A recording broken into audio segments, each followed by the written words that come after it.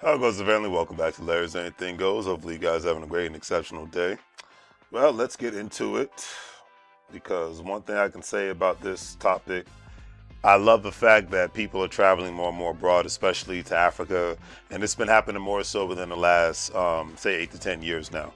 Especially within the African American community. I came across this article the other day which talked about Jai Essence, like many people within the United States of America nowadays and other Western countries, are losing their savings because of the cost of living, giving is going up, and wages are stagnated in a lot of occupations. And if you don't come from a family that has an asset mindset, not just a high education or whatnot, then it's becoming harder and harder for you.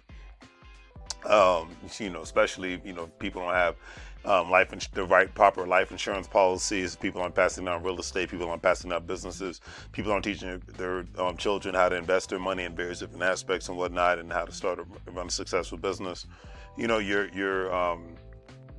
chances of making it in the United States are going to become slim to none, or unless you have 3 to 4 families living in one place. That's just where we're at. It's not because of politics. It's just because of inflation. All right. Anyways, so let's get back to the article. All right. The article stated that Jai thought that she did everything she was taught to do by graduating from college. Here we go, family, and getting a great job, like I always talk about. But even with her accomplishments, she couldn't get ahead. Things were just not working in the United States for me, she stated, and I couldn't figure out why, because I was getting good jobs. I felt like I was in the same cycle of frustration trying to make things work. She stated that she was in the mindset of saving for retirement and having enough to support herself and her aging parents. Fearing that she would end up struggling to make ends meet year after year later in retirement, she began making a game plan to save money, which involved moving abroad to make her income stretch a bit further.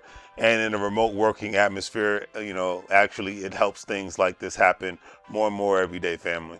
The article also stated that Mrs. Essence moved to Dubai after landing a job as an administrator in education that allowed her to check off her first goal of paying down debt.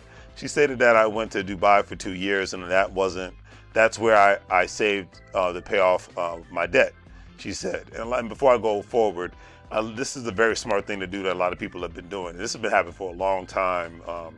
People have been going, as far as I can remember, people going overseas in big numbers outside of, people working for the federal government or people being a part of the military. People working for a lot of private corporations and other major private corporations and other small entities and whatnot, from people who are teachers living in quote unquote third world countries. People who are, athletes, trainers, people who are any sort of specific occupation, or people just opening up businesses in other countries and whatnot. Because the U.S. dollar, regardless of what people may think, it's much stronger in a quote unquote third world country. And a lot of times people's cost of living goes down tremendously when they live in a third world country, and it gives them an opportunity to not only save up money, but it gives them an opportunity to pay off debts from the Western nations that they come from and whatnot.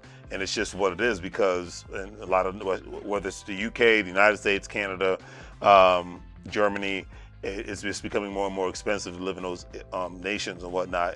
But if you have your money right, and if you're a remote worker, if you got a business plan to go live in a foreign country and whatnot, and this isn't new either, because if you think about it, a lot of people who come to Western countries, I use the United States as a great example. A lot of times they will end up retiring in their home country, or they will open up a business in their home country, or they'll work in conjunction with friends and family from their home country to set up shop, buy real estate, own businesses, and have deeper connections and whatnot. Whether one person lives in the Caribbean, Central South America, Africa, Asia, this has been, with immigration policies, people have been doing this for a long, long time. And just now, so I think for the last 10 years, more and more Americans are developing relationships with people in other countries, and more Americans are saying, hey, I can set up some certain things here. Just like you will see McDonald's or Burger King. As I said, this isn't anti-American. This is just pro-business. McDonald's or Burger King, major corporations all the time, they set up franchises or different other businesses in foreign countries all the time. So it's not a bad thing. whatsoever. But I know somebody out there in the internet, social media world will say something negative about it, and that's your prerogative. But I see nothing wrong with people finding happiness, whether they're in America, whether they're in Rwanda, Jamaica. If you find happiness, if you find solitude, there's no reason to hate, just celebrate. That's my mindset. Life is too short to not celebrate, you know what I mean, family? But I'll leave it at that. But anyways, back to the article at hand. Sure, I found my spot. Anyways, the article stated that Mrs. Essence moved to Dubai after landing a job as an administrator in education. That allowed her to check off her first goal of paying down debt. She stated that I went to Dubai for 2 years, and that's where I saved to pay off debt. It's not easy to pay off your debt in America. Excuse me. It's not easy to pay your debt off living on American soil while living in Dubai. She stated that to hear more about African countries, she started to hear more about African countries, including Rwanda. She says, I was hearing that Rwanda has a visa for people who are retired, people who were buying businesses, purchasing land, and even how safe it is to live in Rwanda. It is one of the safest countries in the world where all of the growth and development, she kept thinking about how this is what I want my life to be. It's when you have that aha moment in your life, when you say, this is what I want my life to be. And a lot of times living in a very expensive place, you're living somebody, unfortunately more and more people are living someone else's dream because they're living the dream of their job. Because there comes a point in your life where you're like, okay, it's great to get paid nice. It's great to have the quote unquote credentials and have the prestige of a high paying job. But in today's world, like I said, with the millennial generation gone down, that's not a big thing anymore. The work-life balance thing is becoming not such a big, deal. Like previous generations, Gen Xers, baby boomers, it was a big deal. Millennials on down, Generation Y, Z, we're like, hey, we want to live a life we don't have to take a vacation from. That's the main thing that we can just start off saying. We want to live a life we don't want to have to take a vacation from or whatnot. We don't want to be surrounded by people that we despise and detest like a sickness. We don't want to live paycheck to paycheck, do what society tells us to do, and then we still end up being miserable. Because that's unfortunately where most working people are heading. I hate to say it, but I'm just gonna keep it at that. All right. But anyways, I digress. Like I said, I was very passionate about this, and that's why I wanted to talk about this article, because it's very interesting. And this is very smart, because when development opportunities are available, remember this, when you're living in a developing country, there's a lot of more opportunities for you than there are in a country that's already developed. This is a time to strike while the iron is hot. Just like when major development was happening in New York, aka the gentrification of New York and California and Washington, D.C. and many other major cities, that was the time to own real estate and have some sort of business there. And now a lot of people can barely afford to live in those places whatsoever. They darn sure can't afford to start a business. They darn sure can't afford to buy a house, especially in today's world economy. The article also stated that after applying for a job, she had made her dream to live in Africa come true. Now she lives in Rwanda, where she purchased a farm and purchased a purchase she didn't think she could afford in the United States, let alone Rwanda. And a lot of times that's the beautiful thing when you move to another place. And not even it has to be another country, it could be another state or a city and whatnot. A lot of times the opportunities can be endless, and you can end up doing things in your life that you never thought that you could do, because you were trained to be just an obedient employee and live in one specific area for the rest of your life, and hopefully hope and pray that you will be able to save for retirement, where that whole being able to save for a retirement thing is kind of a myth for regular working people in today's economy and tomorrow's economy. So I'll leave it at that. She stated that I was broken in America. She said, I literally could not make my money meet for the next month. I felt there was always a situation of never breathing room. I was frustrated because I was doing all the financial guidelines from groups I was in, budgeting, everything felt like it gained more. I had to restrict myself more. I was tired of conversations about you have to do more to get more, including 7 side hustles, which is insane, but it can be very true in today's world. She said, and I can understand this, is, especially in today's world, because with the cost of living constantly going up and up, and if you're, trying to do most things by yourself, it is, and it's going to get harder and harder for working men and women, period, regardless of what state you live in. So the article ended on this note: Mrs. Essence advice for anyone considering a move abroad is just trust your instincts. If the word consider in your vocabulary doesn't mean it is something in your spirit, in your gut, that means there's going to be a time down the line where you're either going to have to regret that you did it or you didn't. If you're considering it, then what's wrong with following that train of thought? For me, I was broken. My love for life and hope was dying, and I couldn't see a way out. I've left America and found those things again. And trust me, these situations are happening more and more, especially within the African American community, because the lack of community is a thing that is growing more and more every day. One thing I can say about my parents and grandparents' generations: no generation is perfect. But like I said, the Gen Xers, the baby boomers, etc., going all the way back to the early 1900s, there was more of a sense of community, especially in the African American community.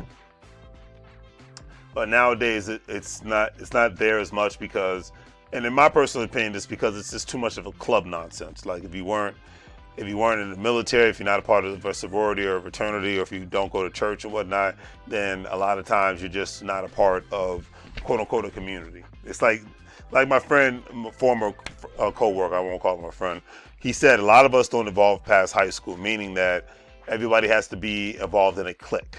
And I've never been the clique type. And that's why I've just vibed, like the only clique I vibe with is the money making and investing clique. If you're a part of that crew, then I don't care if you're a Q, I don't care if you're whatever, sorority or fraternity, if you're a Mason, whatever have you, if you're a Soru, whatever, if you was in the military, if you have a college degree, all that's irrelevant. If you're about handling your business, and you're about economics and you're about economic empowerment, then you're cool in my book. That's my mindset. But I've never had that high school mentality, because when I was in high school, I didn't mind hanging out with whoever I thought was cool in my mind, that I could be cool with and whatnot. So I commend Jai Essence and everybody that's like her, because this has been happening more so. I remember hearing about this so many times from 2018 and 2020 before the pandemic. More and more people, because of beautiful YouTube and other various social media outlets, people having things, people moving to Africa, people moving to Asia, people moving to Mexico, people moving to the Caribbean, because they were tired of living the mundane lifestyle, whether they were in Europe, whether they were in North America, wherever they may be. They were ready to do something different, and that's the beautiful thing about this world as a whole. You have the opportunity to do something different and be around different people. And that's why there's only a small circle of people that I entertain with in my time outside of my family, because, and even with that, that's only a small sort, because life is too short. The pandemic taught me one thing: life is too short to be around people that don't bring joy to your life, that don't fuel the burning desires of life and whatnot. It doesn't make you, and hey, as a man, you got to handle business, you got to work, you got to take care of your family. But I need things to motivate me. All right. And I think most people do. They need things to motivate them to get their day going. You know what I mean? I listen to podcasts. Some people listen to music. Some people pray. Some people meditate. Everybody has their thing. I put some good podcasts on.